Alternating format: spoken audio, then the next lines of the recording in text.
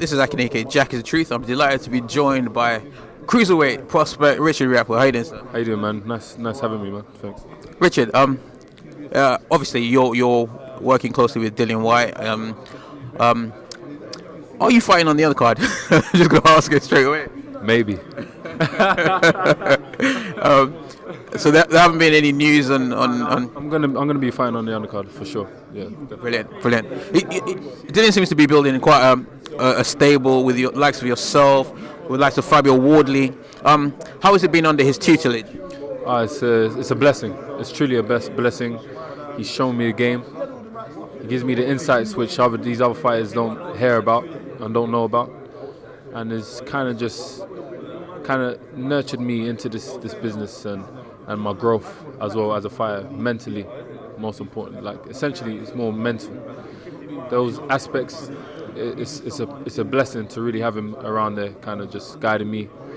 And we've been through different camps. I've seen how his work ethic is going into big fights such as these.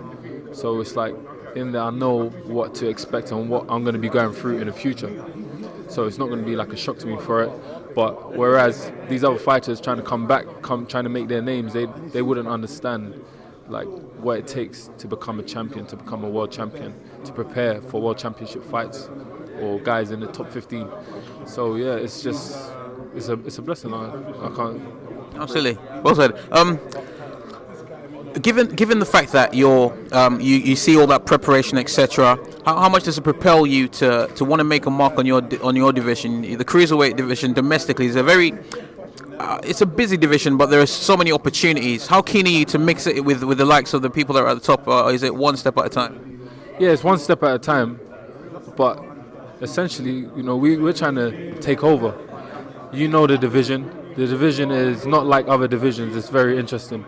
I had two tough fights on paper, and I came through as a victor, and it's put me right up there, like second in the country. So, now we're just a few fights of even fighting for world titles, believe it or not. I may not be ready technically, but the opportunities are there. And coming from where I came from, when we see opportunity, we grab it with both hands and we strangle it. We ain't playing around because we know where we came from. I had to come through a lot of adversities. I'm sure you probably heard of my stories. Everybody else watching, and yeah, this is all fun and games for me, man. I'm enjoying myself, and when the opportunities come, believe me, we're gonna take it. I believe that I'm the best in the division, and time will tell. When the opponents are put in front of me, people will see how I deal with them. I believe people haven't seen anything. They haven't seen my ability. They haven't seen my ability because, to be honest, I'm learning about myself in the ring as I go on, as I fight by fight. I'm learning my style. They say it takes you a good 20 fights, 15 to 20 fights to understand your type of boxing style and to start adding the 1% and 2%. But to be honest, I go in there and try different things. I'm very adaptable. And my incessant application to the sport, is unrelenting. Like people, if they're going against me, let's subtract the skill and the power. They're gonna have to go against the will. And that's why I wouldn't, like early in my career, especially in the amateurs, me imposing my will on these fighters alone was breaking them in half. So imagine with skill and power.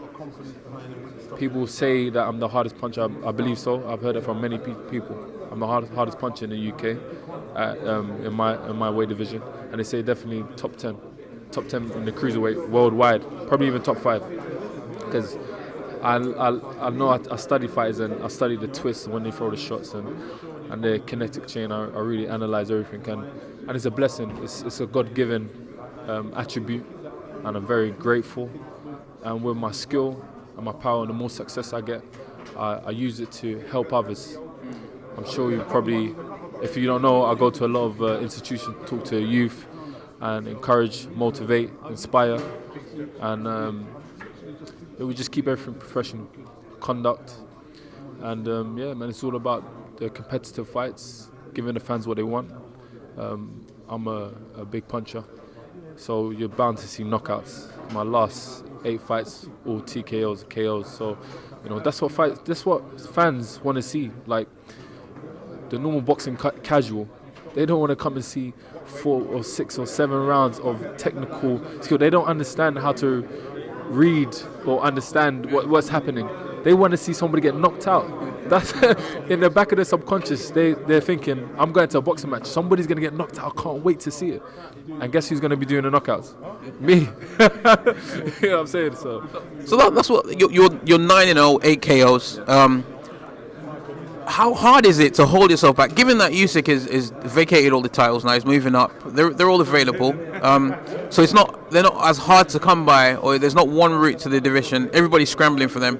How hard do your management team have to rein you in? You're knocking out everyone you fought. How hard is it to rein you in, just focus on the plan and leave those titles alone? Listen, it's very difficult because, as you know, the British level is one level, and then there's a level above. European level. On my Instagram, I posted up the top 20 cruiserweights in Russia, and every single one of them are they're durable and tough, strong punches, strong opponents, and it just shows that if we want to get to that level, if we want to talk about getting to the world level, we have to deal with all these people in our division first.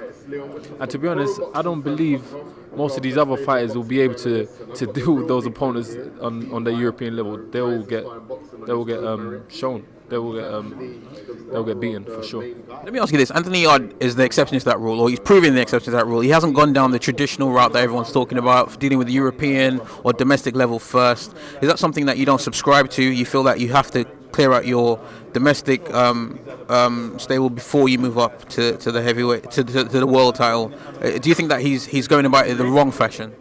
Listen, I don't. To be honest, I believe when opportunity comes around, you assess the opportunity with your team, and sometimes you just have to take it, because, to be honest, in boxing, nothing is promised, nothing is certain. You could retire within the same year of you starting. Anything can happen, an injury can come about in the gym, and that's it, you might have to retire. So while the opportunity is there, you have to take it. You have to analyze your situation, analyze where you're coming from, look back in retrospect and think, you know what, as long as I give it back my best shot, I can look back in retrospect and say, listen, I did my best. And you'll be able to settle, your mind will be settled, and just you'll be comfortable knowing that you tried, no matter what the result is. But that route there, it's not the only route. There's other fighters in the past. I'm not too sure. I think Nigel Benn or Chris Eubank, I think they went that similar type of route. They went straight to the world title. They didn't even win. Some of them didn't even win British titles, but they went there. They took their opportunities. They made the good money, and some of them became world champions. So it doesn't matter really. Like, it's all about your belief. As a fighter, you need a lot of belief. As Barry said, Bazza, he said, listen, in this game, you need to believe yourself. You need to back yourself. You need to believe in yourself, and that's all it takes sometimes. With that belief, you can make a jump and a leap, take a gamble, roll the dice, and get the victory. I've noticed that you fight on different platforms. You can fight Beta, you can fight on Matchroom. Do you prefer that free agency where you can move from whatever, or would you rather be tied down to a particular stable? I'm thinking in terms of making fights. Does it make fights easier? We've seen in the heavyweight division with Fury going to ESPN, Wilder with Showtime, Josh with Dazn. It seems difficult to make those fights. Is free agency the way to go in terms of making the best fights happen? Yes, for sure. As Bazza said, you're not tied down. It's not like the old days where they have that type of slavery contract where you can't move from left to right. As a guy that is not tied down to any contracts and stuff, you can float in between and see who's offering the best deal, which gives us fighters what we deserve. We're risking our lives. We're putting everything on the line. It's a very dangerous sport. It's not no fun and games. No matter how much boxing fans are entertained. This is real life for us. You know what I'm saying? We're taking the punches, and history tells, how dangerous it can be, but we have to get the best deal that we possibly can. We have to make the most money that we possibly can, because we're prize fighters. We fight for money. That's what people keep on forgetting. So if they want to see some fights, then put the money up. It's that simple. If they want to see some fights, put the money up. Maybe a few fighters are genuinely not interested in taking some fights, no matter how much money gets put to them, man. It's a shame, really, because as a fighter, if you're getting what you want, then you should take the fight. If not, then your credibility as a boxer should be questioned for sure.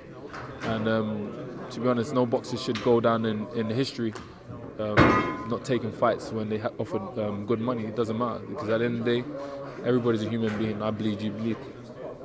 Well, Richard, I appreciate your time. I appreciate you talking to the Boxing Voice. I definitely want to catch up with you again when news on your opponent gets announced. Fabio Wardley, do you know whether he will be featured on the show as well? Yeah, Fabio's going to be on the show too. So yeah, it's going to be a good card. It's going to be a good card, and the boxing fans will get their money's worth. Be sure that every single Dillian Whyte fight, especially in the 2018, was exciting. Loads of knockouts. I remember there was one show, it was like tons of knockouts all the way throughout the card. And this is what people want to see. This is what people want to see. And we're bringing that, and we ain't scared to take the risks.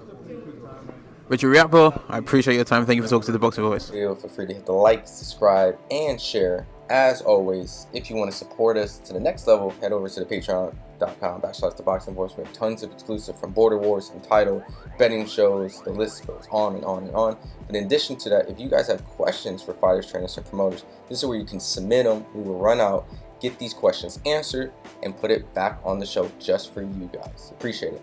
Peace.